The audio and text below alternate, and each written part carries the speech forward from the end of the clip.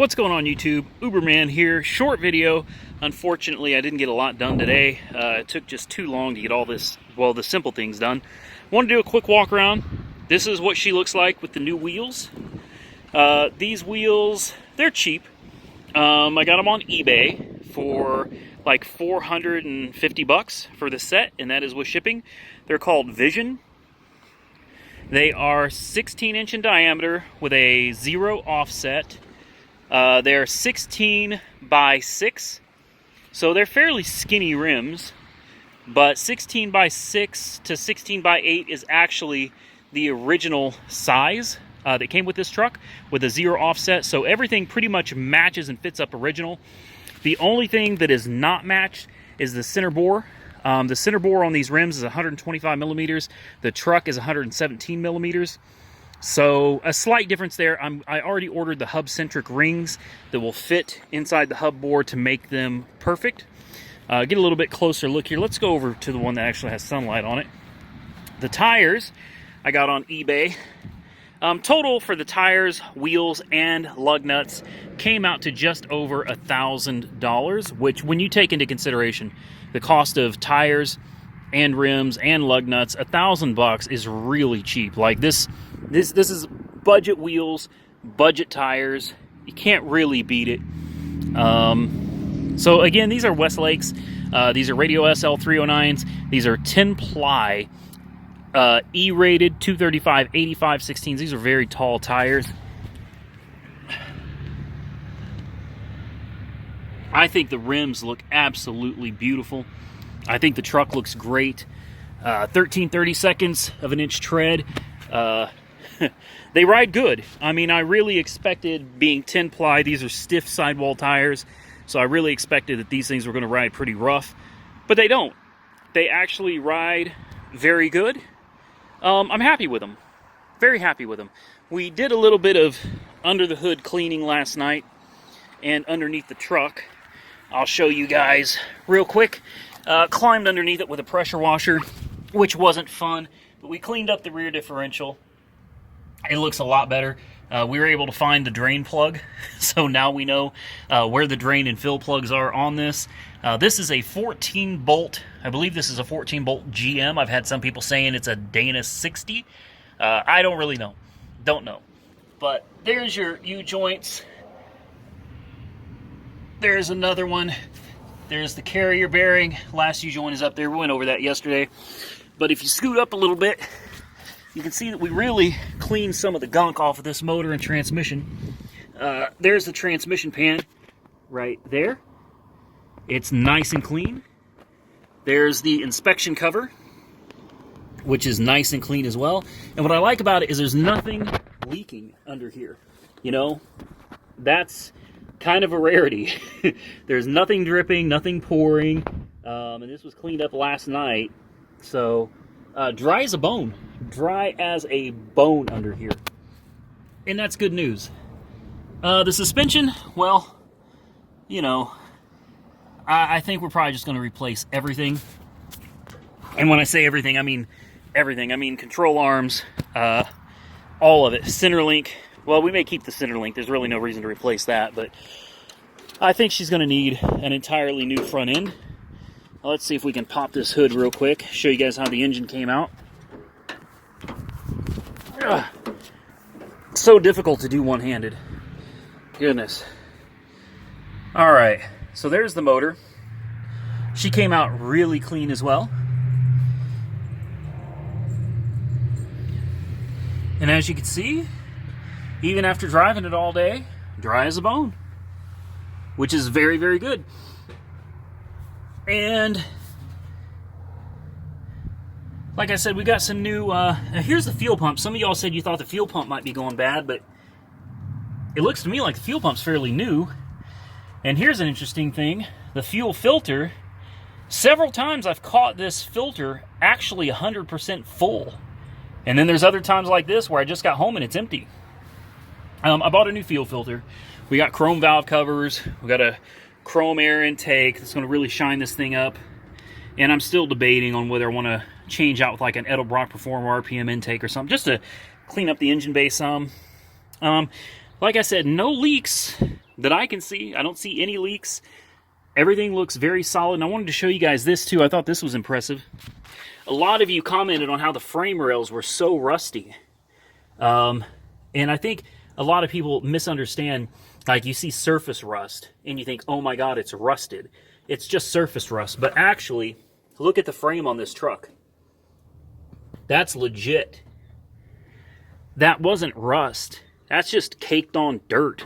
Nothing more. Same thing with this frame rail. See, I cleaned it up some with the pressure washer, but that's not even rust. It's just caked on dirt. Frame rails are solid, man. Solid. No rust at all. There's my new license plate for the front, because I love traveling down Route 66. Here's a little underneath shot. And, you know, you take a look at the suspension and you can see, you know, we're missing a bolt here. Right here, there's actually a bolt missing. See if we can clean that up. There we go. We're missing a bolt on the sway bar link right there. The gearbox, I think, is solid. I don't think there's any reason to replace the gearbox, but I think we should replace the pitman arm, the idler arm, definitely tie rods. Instead of replacing the ball joints, I think I'm just going to, they squeak. We've got squeaky bushings. I think maybe we should just replace the entire control arms, ball joints, inner, outer tie rods. Yeah, basically just go through and change the whole thing out. I think that's probably the best thing to do. Even though the suspension is tight, guys. It really is, and that's no joke. Like, even with a brand new suspension under it, these trucks always have a little bit of play, and the older cars too, just the way they are. You're always going to have a little bit of play, but this thing is really tight for what it is, and you know, I really don't think the suspension is that bad, but eventually we are going to go through it. Still waiting to hear back on my guy to try to get some paint work done. I don't know how that's going to go. You know, if he doesn't get back to me soon, we're going to have to figure something else out. And a lot of people have said, what are you going to do about these, about the holes left by him? I know the proper way to do it would be to try to weld them and sand them. Look, guys, at this point, this truck is basically a kind of on a budget restoration. And we're not really restoring it, right? We're actually just trying to make it look good again. We're trying to make it look fresh. So this is basically just a quick cleanup on a budget. You know, budget rims and tires, budget paint job. We can always go back later and do it properly if we want to, but this is a work truck. So I'm not really worried about restoring it. I don't want to, we're not half-assing it, but there's really no reason to go through and pay to have all this stuff welded and grinded. We can just use a little bit of body filler, you know. I'm not really worried about it. I think some body filler. We want this done. I want it done in a timely manner. We're going to get rid of these. We're going with the mid-80s model chrome mirrors. They're going to look a lot better than that. So those are going to go. And as far as the paint job, I have decided, for those of you that have been asking, I've decided we're not going to stick with the two-tone. We're going to go a solid color. And the only thing I haven't decided is the paint color. It's either going to be bright red or it's going to be like a metallic burgundy type of color.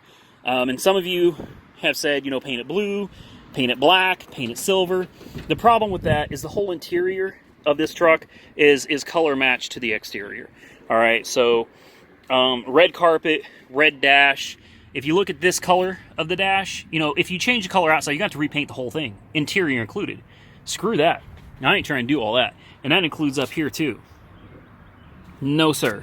Not doing it. So we're going to keep it red. You know, a mid to medium red, or maybe a you know, like I said, a metallic burgundy type. I don't want to go too dark because then it's not going to match the interior. I think it's going to look nice. This motor, I'm telling you what, man, this motor just runs out strong. This is a solid engine.